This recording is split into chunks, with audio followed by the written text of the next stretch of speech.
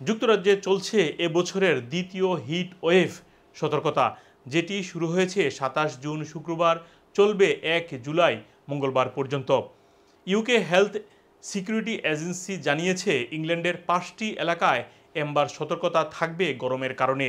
East Midlands, south east, south West, east England সহ লন্ডনের বিভিন্ন অংশেই এই সতর্কতা থাকবে। আগামীকাল রবিবার এবং সোমবার সর্বোচ্চ তাপমাত্রা হতে পারে, তবে সোমবারে সর্বোচ্চ ৩৪ এমনকি ৩৫ও ছাড়িয়ে যেতে পারে, যেটি লন্ডন অথবা ক্যামব্রিজের আশেপাশে হওয়ার সম্ভাবনা রয়েছে। ১৯৭৬ সালে যুক্তরাজ্যে সর্বোচ্চ তাপমাত্রা রেকর্ড করা হয়েছিল ৩৫.৬ ডিগ্রি সেলসিয়াস, যেটি সোমবারে এই রেকর্ডটি ভেঙে যাওয়ার সম্ভাবনা রয়েছে শতকরা ২০%। এই গরমের কারণে বিশেষ করে শিশু, বয়স্ক এবং যাদের প্রি হেলথ কন্ডিশন রয়েছে তাদেরকে সতর্ক অবস্থায় থাকতে পরামর্শ দেওয়া হয়েছে।